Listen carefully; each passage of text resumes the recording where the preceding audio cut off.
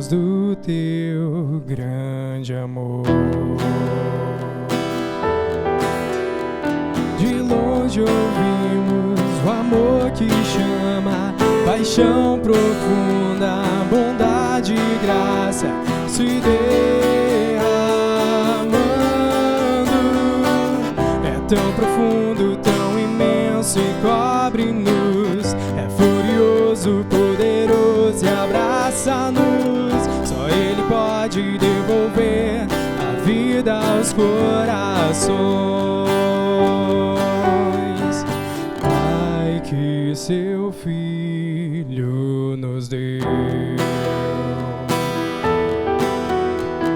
o Filho que por todos morreu, em nós derrama o amor e graça e nos convida à sua mesa, nos alcançando. É tão profundo, tão imenso e cobre-nos, é furioso, poderoso e abraça-nos. Só Ele pode devolver a vida aos corações. É tão profundo, tão imenso e cobre-nos, é furioso, poderoso e abraça-nos. Só Ele pode devolver a vida aos corações. É tão profundo, tão imenso e cobre-nos, é furioso, poderoso e abraça-nos. Só Ele pode devolver a vida aos corações.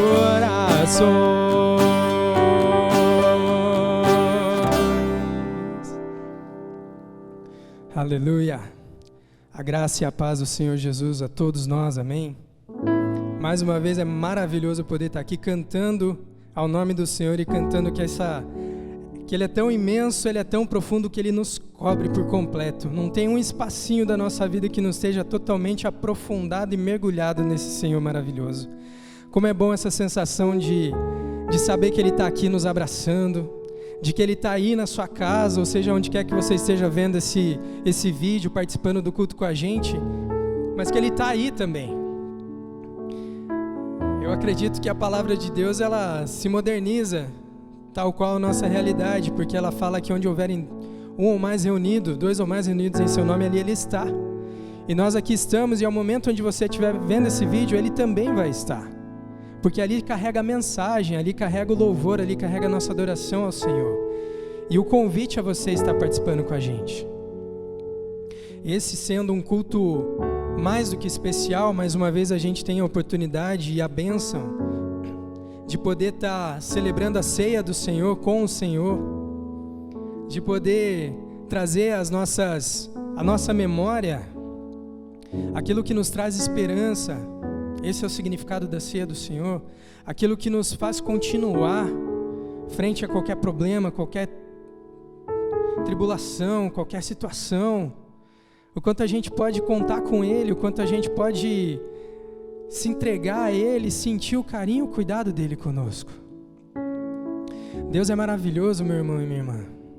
E nessa data de ceia, eu queria que você realmente... A gente vai entoar uma canção que ela diz que nós acreditamos no Filho, que nós acreditamos na ressurreição dEle, que nós acreditamos na salvação que há no nome dEle, e que da mesma forma como a gente cantou, que Ele nos cobre, que Ele nos abraça, que Ele nos envolve, que você também possa estar parando para pensar no Senhor Jesus, Ele que é o elo entre Deus e nós, Ele que colocou a cruz como uma ponte sobre o nosso pecado, para que a gente pudesse cruzar e chegar até Deus. Ele que foi lá sofrer em nosso lugar, Ele que foi lá ser chicoteado, ser humilhado, sofrer, ser judiado. Ele que foi lá receber toda a nossa punição, para que a justiça de Deus se cumprisse. E para que a misericórdia de Deus se cumprisse. Olha como a vinda de Jesus e a crucificação de Jesus é tão maravilhosa. Deus não poderia deixar de ser justo, E a justiça para o nosso pecado é a morte. Esse é o salário do pecado. Então, como que nós, pecadores, não recebemos a nossa morte? Não seria esse o certo? Ou será que Deus estava falando, estava errado, enganado, mentindo? De forma alguma, meu irmão. De forma alguma. Ele estava falando, em Jesus se cumpriu a punição pelo nosso pecado, meu e o seu. E se cumpriu a misericórdia amorosa, abundante e inigualável do Senhor, ilimitada desse nosso Pai, na pessoa de Jesus. É maravilhoso saber disso, é maravilhoso sentir isso, é maravilhoso ver que Deus faz sentido. Ele é surpreendente, como já foi falado aqui nas pregações aqui do pastor do Samuel. Ele é surpreendente, não dá pra gente encaixotar ele e falar, não, Deus é assim, Deus é só assim.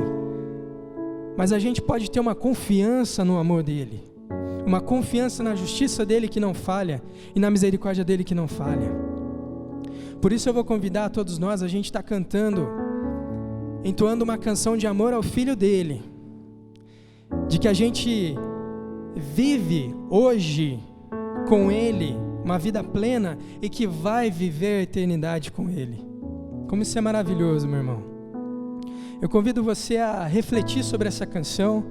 Se você quiser cantar com a gente, se você quiser estar em um momento de oração enquanto isso acontece, se você quiser trazer à sua memória coisas que você precisa tratar com o Senhor, coisas que você quer entregar aos pés de Jesus ou aos pés da cruz, que você tenha esse momento, que você tenha essa oportunidade e que você tenha essa bênção sobre a sua vida, em nome de Jesus.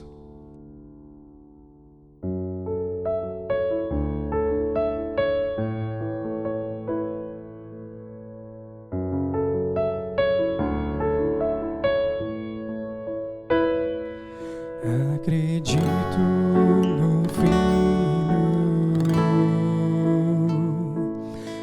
acredito na ressurreição,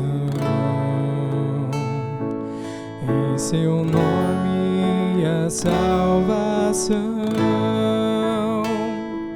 no poder do teu sangue.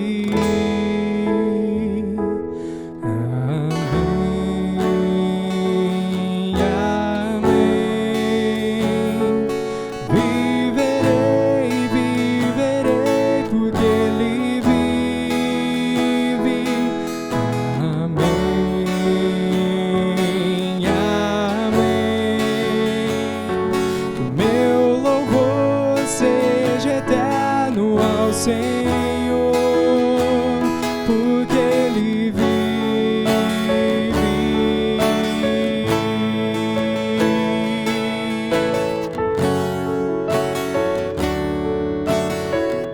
Aleluia. Meu túmulo estava morto em vergonha e dor.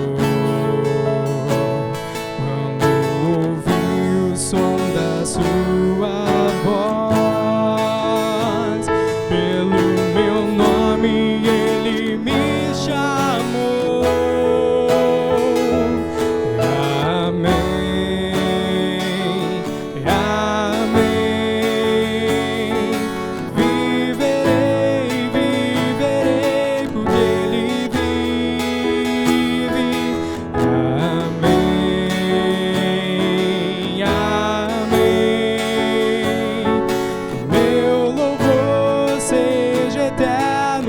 Senhor, porque Ele vive, posso crer no amanhã, porque Ele vive, o medo se esvai.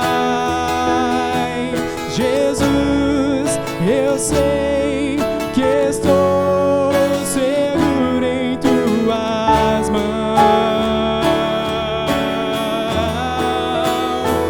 Porque Ele vive, posso crer no amanhã. Porque Ele vive, o medo se esvai. Jesus, eu sei que estou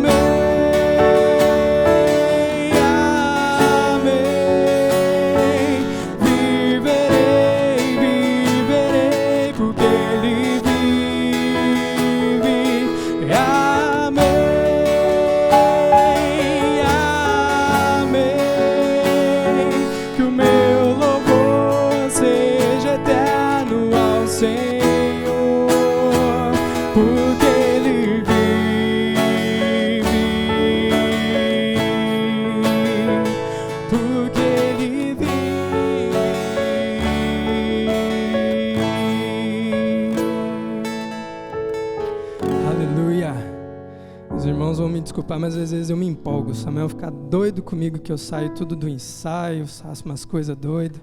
Mas é porque para mim é muito emocionante cantar para o Senhor. É muito gostoso e conforme eu vou cantando, eu vou proclamando, eu vou dizendo, aquilo vai entrando e aquilo vai tomando conta de mim. Aquela alegria de falar que eu viverei porque Ele vive. E coincidentemente, não por acaso, eu acredito que isso, meu irmão e minha irmã, seja a nossa essência da adoração. Seja, não importa da forma que você está cantando, não importa nem se você tem ritmo para bater uma palma junto com a música. Mas é o coração, é a entrega, é aquele momento de louvar e adorar o Senhor.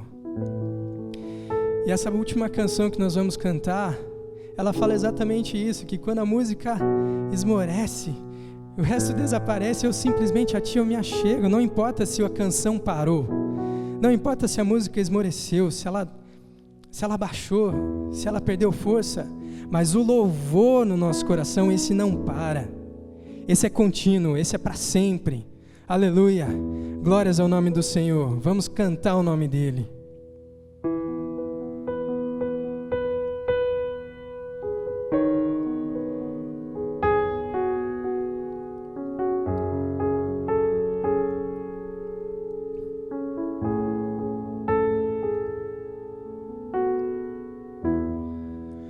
Quando a música esmorece e o resto desaparece, simplesmente a Ti me achego.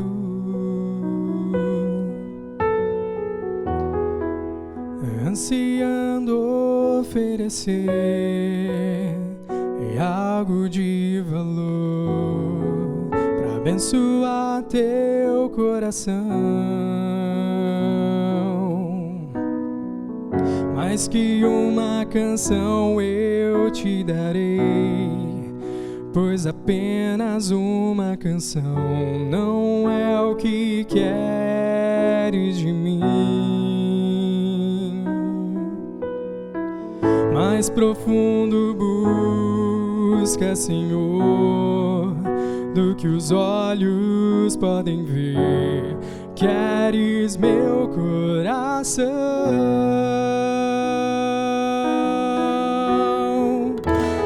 Estou voltando à essência da adoração, e a essência és Tu, a essência és Tu, Jesus. Me perdoa pelo que eu fiz dela, quando a essência és Tu, a essência és Tu, Jesus. Sabemos que és Tu, Senhor Deus, a essência da nossa adoração.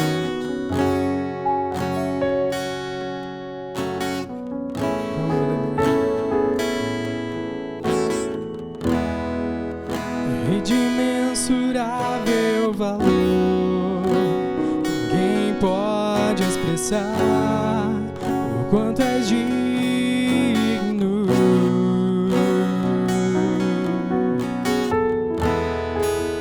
Embora eu seja pobre e fraco, tudo que eu tenho é Teu, cada fôlego meu. Mais que uma canção eu te darei, pois apenas uma canção não é o que queres de mim. Mais profundo busca, Senhor, do que os olhos podem ver. Queres meu coração. Estou voltando à essência da adoração, e a essência és Tu, a essência és Tu, Jesus. Me perdoa pelo que eu fiz dela, a essência és tu, a essência és tu, Jesus.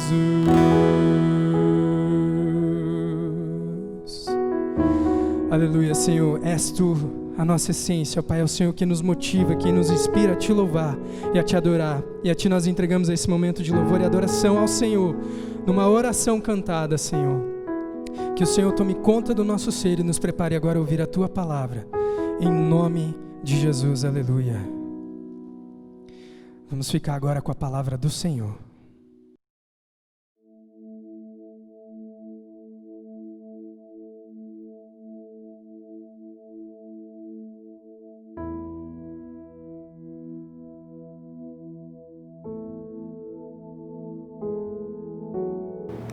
Boa noite, irmãos.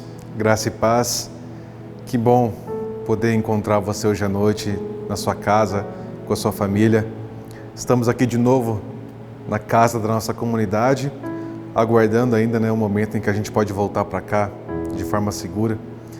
E hoje, irmãos, é uma noite especial, como o Daniel já falou durante o louvor, Hoje é nossa celebração de ceia, Nós estamos separados, mas estamos juntos na nossa celebração hoje, de casa em casa, partindo pão, tomando suco de uva e lembrando do sacrifício de Jesus Cristo por nós.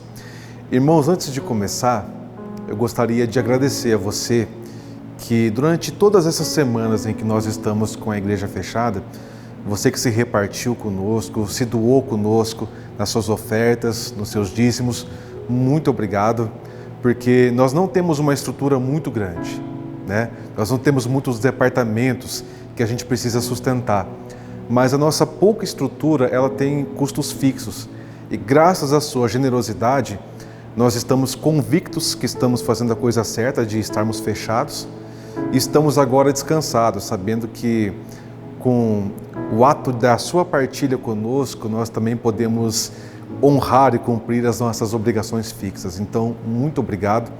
Eu peço a você que continue se repartindo conosco no seu tempo, estando conosco nos sábados e nos domingos, nas programações que nós estamos mantendo aqui nesse canal, e na sua disponibilidade, na sua possibilidade também financeiramente, para que a gente possa passar por esse período mantendo aquilo que nós construímos como igreja e como comunidade até aqui. Irmãos, é um pouco estranho celebrar a ceia sem que a gente tenha esse lugar aqui cheio, porque a ceia é um momento muito íntimo, é um momento íntimo e também familiar. Jesus resolveu estabelecer o dia da ceia na noite mais angustiante da sua vida, a véspera do dia em que ele seria crucificado e morto. E ele escolheu passar essa última noite, essa última refeição, com seus amigos mais próximos, os discípulos. A ceia, ela deve ser celebrada de forma comunitária, 2 ou 3, mas jamais sozinho, porque é um momento íntimo, é um momento de reflexão, é um momento introspectivo. E sabe qual é a palavra-chave, irmãos, da celebração da ceia? É o examinar-se. Paulo diz isso para os nossos irmãos de Corinto. Examine-se, pois, o homem, cada um a si mesmo. Cada um a si mesmo. Mas a ceia é esse convite, irmãos, para que você, enquanto olha para a cruz, enquanto olha para o céu, enquanto contempla em Cristo a pessoa que você pode ser, você também faz essa viagem para dentro de si mesmo, entra nos labirintos da sua mente, daqueles quartos fechados da sua alma, daqueles lugares de dor ou lugares de júbilo do seu espírito. Mas você vê quem você é. É muito importante, irmãos, que enquanto a gente entra nessa caminhada de conhecer a Deus, a gente também aceite a caminhada com Cristo, que é conhecer a si mesmo. Você conhece a si mesmo? Você sabe que tipo de pessoa que você é hoje? Você sabe que tipo de pessoa que você foi e que tipo de pessoa que você pode ser em Cristo? Mas você sabe? Você se conhece? Porque o ato, irmãos, de sentar-se à mesa com o Senhor é o ato de abrir a porta da consciência, do coração, de ser visitado por Ele, Enquanto nós olhamos para Ele, Ele calmamente, de forma despretensiosa, de forma mansa e suave, revela também tudo aquilo que está escondido dentro de nós. Lembre-se que a palavra de Deus é apta para discernir os pensamentos e intenções do nosso coração. A palavra de Deus não é um ato de conhecer apenas a Deus, mas é o ato também de abrir as janelas da alma e deixar que a voz de Deus desnude quem a gente é. E quando a gente se dá de cara com a nossa insuficiência, com as nossas fraquezas, a gente contempla então também o pão e o vinho, o corpo e o sangue de Cristo. E nós nos lembramos que existe uma jornada para se caminhar para frente, que existe uma vida para se receber, que não parte de nós, mas parte do sacrifício da cruz do Calvário. A palavra-chave para hoje, irmãos, é conhecimento. É conhecer a si mesmo enquanto a gente contempla quem Cristo é. E sobre conhecer-se, eu gostaria de ler e repartir com você hoje uma palavra que está no primeiro livro das Crônicas, capítulo 21, versículo 1, lá no Velho Testamento, mas que diz assim: Satanás levantou-se contra Israel e levou Davi a fazer um recenseamento do povo. Davi disse a Joabe e aos outros comandantes do exército: Vão e contem os israelitas desde Berseba até Dan, e tragam-me um relatório para que eu saiba quantos são. Joabe, porém, respondeu: Que o Senhor multiplique o povo dele por 100. Ó rei, meu senhor, não são porventura todos eles súditos do meu senhor? Por que o meu senhor deseja fazer isso? Por que deveria trazer culpa sobre Israel? Mas a palavra do rei prevaleceu, de modo que Joabe partiu, percorreu todo Israel e então voltou a Jerusalém. Joabe apresentou a Davi o relatório com o número dos homens de combate. Em todo Israel havia 1.100.000 homens habilitados para o serviço militar, sendo 470.000 de Judá. Mas Joabe não incluiu as tribos de Levi e de Benjamim na contagem, pois a ordem do rei lhe parecera absurda. Essa ordem foi reprovada por Deus, e por isso ele puniu Israel. Então Davi disse a Deus: Pequei gravemente com o que fiz. Agora eu te imploro que perdoes o pecado do teu servo, porque cometi uma grande loucura. Só até aí.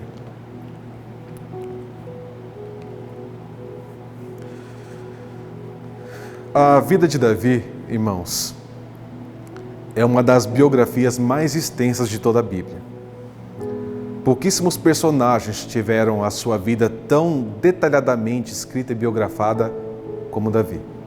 Isso é muito importante, porque faz a gente lembrar que pessoas segundo o coração de Deus continuam sendo pessoas. Reis ungidos, exaltados, soberanos, que são segundo o coração de Deus, continuam sendo pessoas. Existe, irmãos, uma crença de que o nosso relacionamento com Deus tem muito a ver com pecado, as coisas que a gente faz, ou também as coisas que nós deixamos de fazer, os pecados de comissão e os pecados de omissão. E quando a gente chega no dia da ceia, é aquele dia que a gente pensa: caramba, né? Como será que eu fui esse mês? Será que eu pequei muito, pequei pouco? Como será que está a minha pontuação nessa balança de justiça celestial? Né? Será que ela está superavitária, ela está deficitária? Tem mais pecado do que boas ações? Tem mais injustiça do que justiça? E nós pensamos que pecado, ele é o centro do nosso relacionamento com Deus, em que seria possível a gente deixar de pecar para que essa vida com Deus ela fosse mais verdadeira, fosse mais leve. Mas na verdade, irmãos, olha só, no meu entender, Deus está menos preocupado com as coisas que a gente faz e mais preocupado com a pessoa que nós somos. Deus está menos preocupado com os pecados que a gente comete hoje do que com a pessoa que nós somos hoje e a pessoa em quem nós estamos nos tornando. Porque dá a impressão, irmãos, que aquilo que a gente faz, a gente rapidamente repara e está tudo certo. Mas tudo aquilo que a gente faz, por trás das nossas ações, existe uma intenção. E é no centro da intenção do nosso coração, é nesse discernimento da onde partem as nossas vontades, as nossas ações. É aqui, é este lugar que Deus quer habitar. Não é aquilo que a gente faz, mas é a origem daquilo que nós estamos fazendo. Quer um exemplo? Dar dinheiro na igreja é pecado? Óbvio que não. Eu acabei de agradecer a todos vocês que se repartiram e contribuíram generosamente com a gente aqui no Caminho da Graça. Mas você se lembra da história de um casal, né? Ananias e Safira, lá no livro de Atos, que deram dinheiro na igreja e morreram. E existe, irmãos, toda uma história por detrás dessa situação, mas em resumo, é que este casal não estava apenas doando dinheiro para a igreja. Eles estavam querendo comprar um lugar de destaque. Eles queriam sentar no palco dos doadores. Eles queriam chamar atenção. Eles queriam estar sentados na primeira fila do leilão. Serem vistos, serem notados, receberem aquela exaltação da multidão. Existia soberba por detrás daquela doação. O ato dessa doação foi um pecado mortal. Defender um amigo é pecado? Jamais. Inclusive Jesus disse, né? Ninguém tem maior amor do que este, do que dar a vida pelos seus amigos. Mas enquanto Jesus estava dizendo aos discípulos que ele iria para Jerusalém, seria preso, torturado, morto, Pedro agarra Jesus, leva Jesus para o canto da parede e fala: eu jamais deixarei que isso aconteça com você. Pedro quer salvar Jesus, Pedro quer preservar Jesus, Pedro não quer que nada de mal aconteça com Jesus. E Jesus poderia ter dito: ô Pedro, obrigado, dá aqui um abração. Você é meu brother, você é meu amigo, você é meu fiel escudeiro. Mas não, Jesus olha para Pedro e discerne em Pedro uma voz que não é de Pedro, um cuidado que não é de Pedro. E Jesus diz: afaste-se de mim, Satanás, porque você não compreende as coisas de Deus, somente as coisas dos homens. Na tentativa de salvar e de preservar Jesus, Pedro queria preservar a si mesmo. Pedro queria garantir que Jesus não iria morrer, iria reinar sobre Jerusalém. E na hora de escolher os primeiros ministros, Pedro estaria entre as primeiras escolhas. Então, irmãos, dar dinheiro para a igreja pode ser pecado.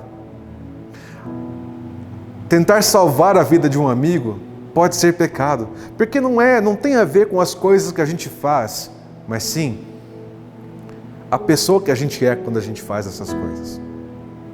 As intenções que habitam no íntimo do nosso coração, a origem de tudo aquilo que a gente faz, é ali que Deus quer habitar. Então eu li aqui com você essa passagem do primeiro livro de Crônicas. E aqui, irmãos, está acontecendo o seguinte: um belo dia, Davi chama Joabe, o seu comandante no reino, e fala assim: Joabe, eu preciso de um relatório. Eu preciso de uma contagem oficial em quantas pessoas preparadas para a guerra nós temos. Normal. Mais um dia do reino de Jerusalém, não é mesmo? Mas quando Joabe ouve isso, Joabe diz assim: meu rei, que o Senhor multiplique por 100 o exército dele. Por que o Senhor iria querer fazer isso e trazer culpa ao nosso povo? Por que é que Joabe discerniu nessa atitude de Davi algo que desagradaria a Deus? Que mal há, irmãos, em fazer um censo, em fazer uma contagem, uma contabilidade, em saber quantas pessoas um rei tem à sua disposição para o combate. Lá no Novo Testamento, Jesus, quando foi falar de uma pessoa prudente, ele diz assim: olha, que rei que indo para o combate não senta antes para ver quantos soldados tem à sua disposição, para que não passe vergonha quando for para a guerra. Então, se Jesus diz que fazer essa preparação, essa contabilidade é algo normal, é algo até mesmo prudente, por que é que Davi está sendo punido por fazer o censo em Israel? De novo, irmãos, não é o que Davi está fazendo, mas é que Davi que está fazendo o censo. Quem é esse Davi? Porque você se lembra que Davi, quando ele trabalhava na fazendinha do seu pai, Jessé, ele conta para Saul que ele guardava as ovelhas e quando vinha um urso, um leão, um animal feroz e arrebatava uma das ovelhas, Davi saía correndo, enfrentava esses animais ferozes, tirava a ovelha da boca do urso ou do leão e levava de volta para o rebanho. Esse Davi, irmãos, ele não precisava de censo. Ele não precisava saber se ele conseguia ou não vencer uma batalha. É o mesmo Davi que chega no acampamento israelita diante daquele embate contra os filisteus, olha nos olhos de Golias, vê que o exército de Israel está completamente amedrontado e fala assim: quem que é esse incircunciso para zombar do exército do Deus vivo? Ele chega no escritório de Saul e fala assim: se ninguém vai, eu vou, pode deixar que eu vou, e vou sem armadura. Ele pega uma pedrinha, uma funda, e sem fazer contabilidade, sem ver as probabilidades desse embate, sem medir distância, sem medir força, ele simplesmente vai e enfrenta esse gigante em nome do Senhor e vence esse embate. O Davi, irmãos, do início, o Davi lá do começo, ele não precisava fazer contabilidade. Ele não precisava se preparar para a guerra. Ele não precisava ver quantos soldados ele tinha à disposição. Ele só precisava crer em Deus. Inclusive, irmãos, era notório, era conhecido que na maior parte das batalhas que Israel entrava naquela época, Israel sempre era desfavorecida em quantidade, em número, em armas, em guerreiros. Mas todas as vezes que Israel fazia isso em nome do Senhor, ou debaixo da soberania da vontade de Deus, Israel triunfava. E não era pelo seu braço. Deus deixava isso muito claro: vocês vencerão e se darão conta que não foi pelo braço de vocês, mas foi pela minha palavra. Então, existia essa cultura em Israel, irmãos, de que não era necessário fazer contas, não era necessário ver qual que era a estrutura necessária, bastava saber se isso que se estava fazendo era ou não a vontade, na direção da vontade de Deus. Esse Davi, irmãos, do primeiro livro de Crônicas, nesse capítulo que nós lemos, não é mais o Davi da fazendinha, não é mais o Davi do acampamento filisteu, não é mais o Davi do início. Vários anos se passaram. Davi agora é um homem diferente, seu coração está mudado. Davi foi capaz de cometer adultério, se deitou com uma mulher que não era sua. Não apenas isso, mas de forma covarde, colocou o esposo dela na linha de frente da guerra para morrer em combate, para que ele pudesse possuir essa mulher de forma oficial. Davi é um assassino. A casa de Davi é uma bagunça. Um filho estuprou a minha irmã, fez com que o filho mais velho ficasse enfurecido por causa da indiferença do pai em relação a isso. Esse filho declara guerra contra o pai, o próprio Absalão, e morre fugindo do pai. E ele passa semanas, meses e anos tentando conversar com Davi, mora perto da casa de Davi, mas aquele Davi que tinha coragem de enfrentar um gigante nos olhos, não tem coragem de sentar para conversar com os filhos sobre os problemas da sua casa. Davi está mudado. O coração de Davi é outro. A pessoa que Davi é, nessa passagem de Crônicas, irmãos, é diferente de Davi do início.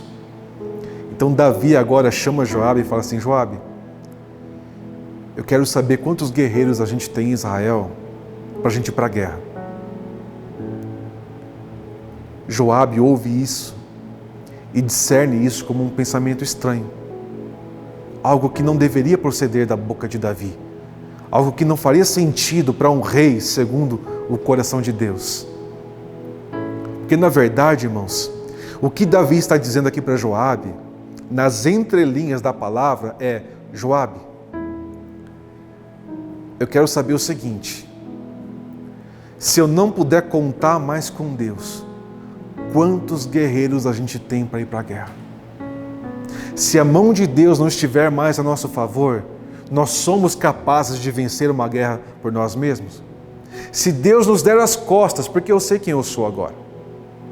Eu não sou mais o menino que enfrentou Golias, eu não sou mais o menino que enfrentou o leão e o urso, eu não sou mais o menino que dançou diante da Arca da Aliança enquanto a arca voltava para Jerusalém. Não sou mais o menino que tocava a harpa e o espírito imundo saía de Saul. Não sou mais o menino que profetizava nos salmos enquanto cantava. Não sou mais esse menino, Joabe.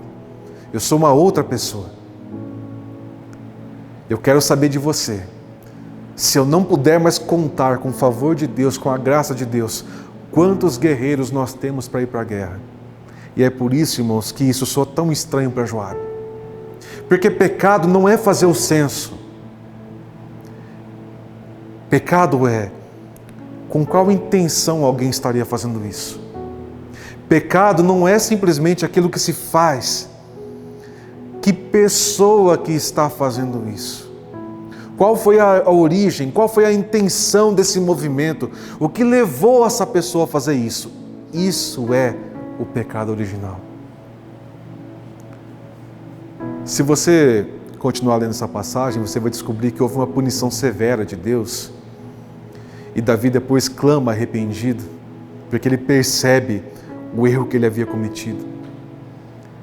E Davi, irmãos, nos deixa esse exemplo para hoje, no comecinho de setembro de 2020. Que tipo de pessoa que você é hoje?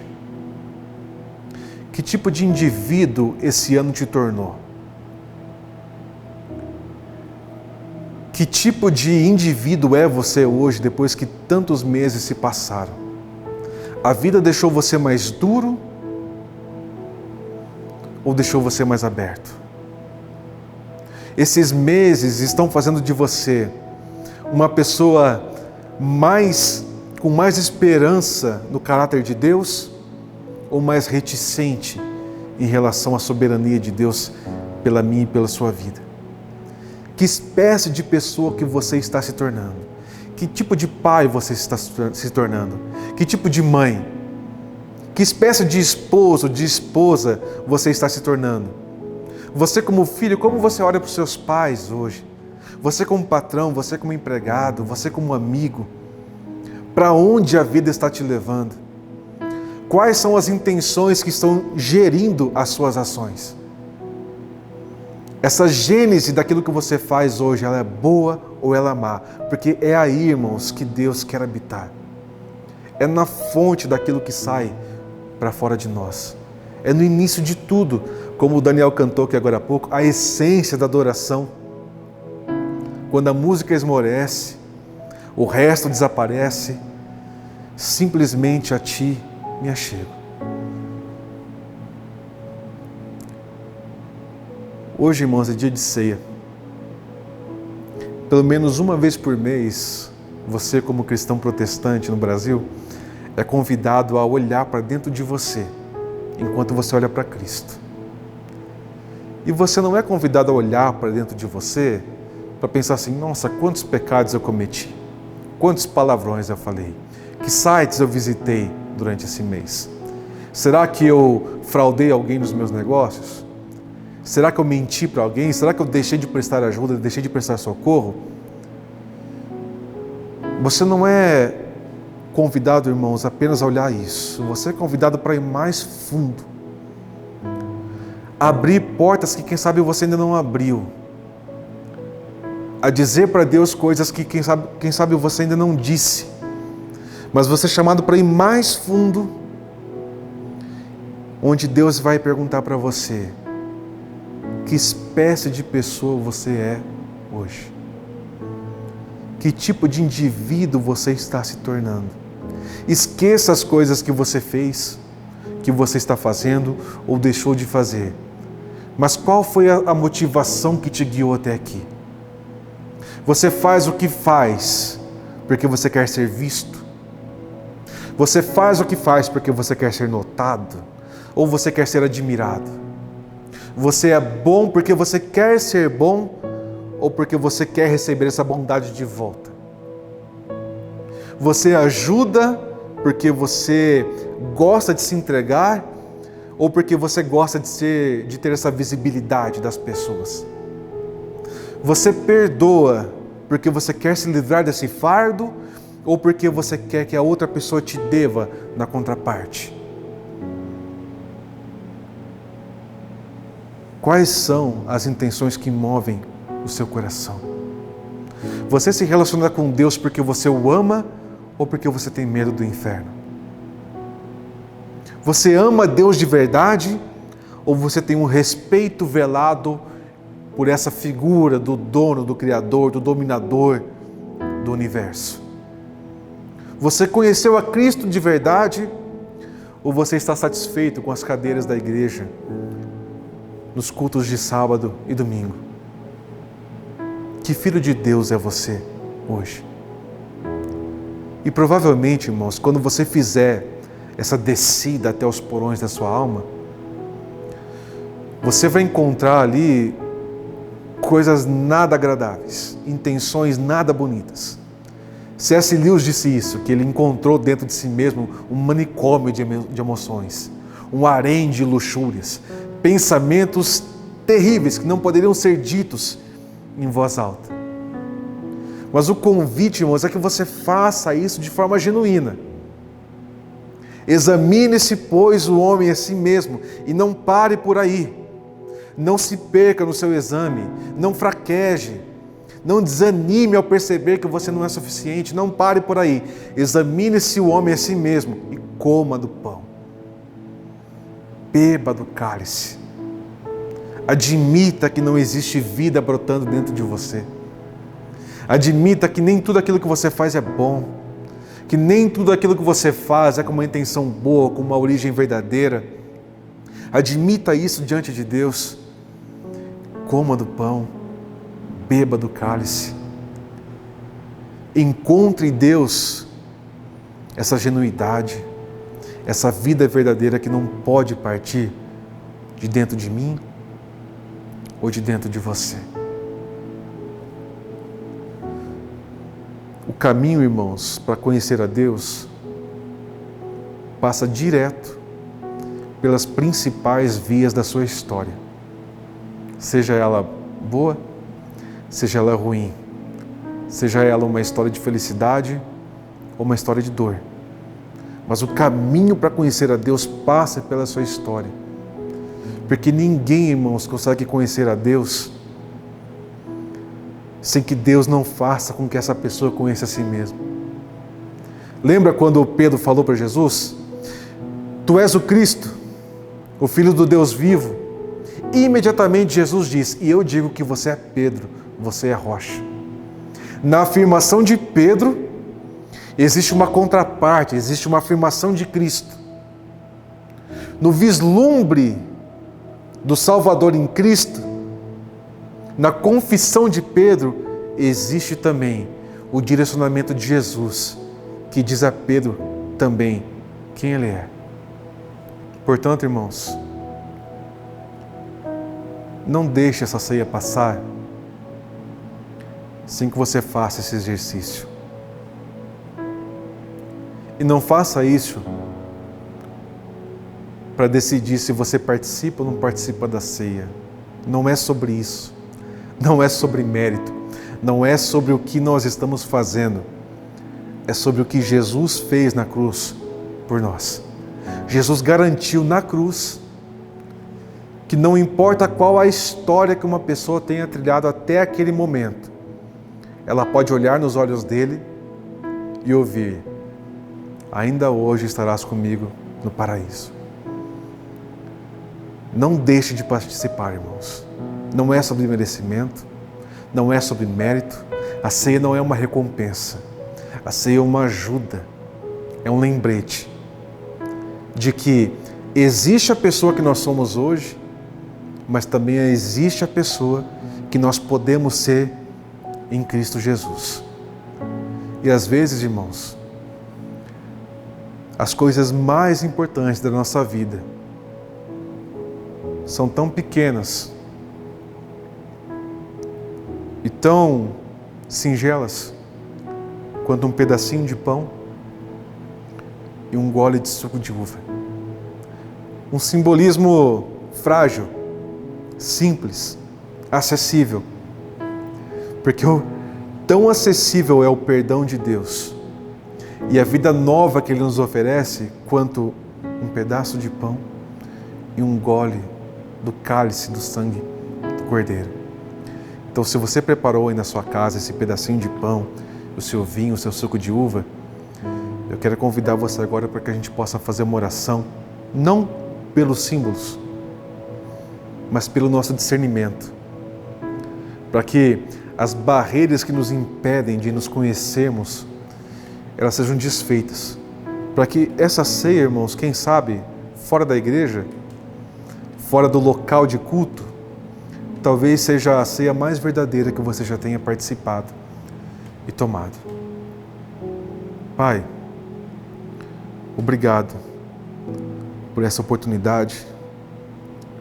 Obrigado por ter nos convidado, Pai, à mesa, a sentar-nos contigo, com Cristo, com Abraão, Isaac e Jacó e toda essa família, Pai, que na história da humanidade olhou para o Senhor e viu no Senhor a suficiência, a vida verdadeira. Nos ajuda hoje, Pai, a ceder. Nos ajuda hoje, Pai, a desistir de impor barreiras entre a pessoa que nós somos, Pai, e a pessoa que nós podemos ser.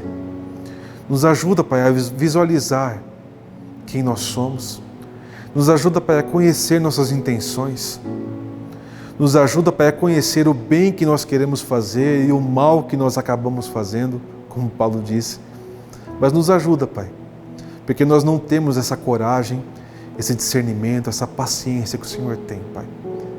Enquanto nós participamos da ceia mais uma vez, em mais um mês, em mais um ano, assim como milhões de irmãos, Pai, através do mundo estão também participando nessa noite, nos ajuda a fazer essa viagem para dentro de nós e achar, Pai, no Senhor, a vida, o perdão e a salvação que nós precisamos, Pai.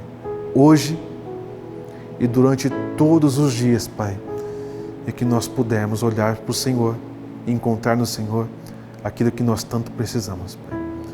Obrigado por esse caminho vivo e novo que o Teu Filho abriu, em que nós podemos entrar com ousadia, Pai, na Tua presença e participar de algo tão precioso, tão maravilhoso, que é esse mistério da vida do Teu Filho, Pai. Em nome do Senhor Jesus. Amém. Vamos participar?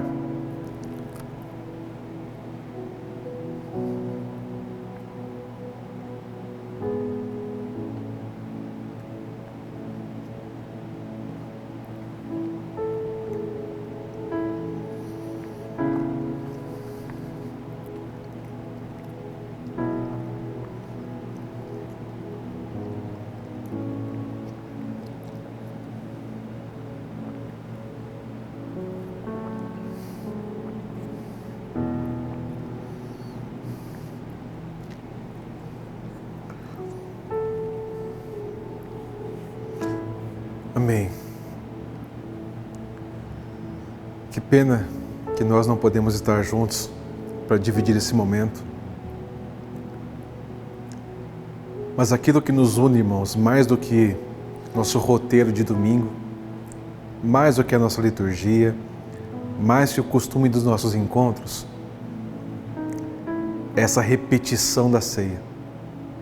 Nos une a nós, nos une aos nossos irmãos espalhados pelo mundo que estão também participando, nos une aos discípulos, nos une aos patriarcas, nos une aos reis e todas as pessoas que um dia olharam para Deus, contemplaram a si mesmas, contemplaram a Deus e pediram perdão, simplesmente porque sabiam que existe algo mais maravilhoso para ser vivido do que as nossas péssimas intenções.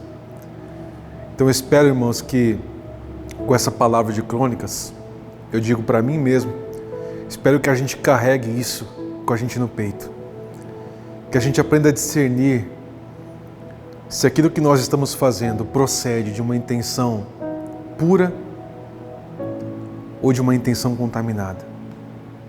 E fazendo isso, irmãos, quem sabe a gente consiga fazer coisas, hábitos, disciplinas e ações que são mais parecidas com Cristo do que parecidas conosco. Obrigado por ter acompanhado até aqui. E se Deus permitir, domingo que vem estaremos juntos de novo, separados fisicamente, mas de casa em casa, repartindo o simples Evangelho de Jesus Cristo. Amém.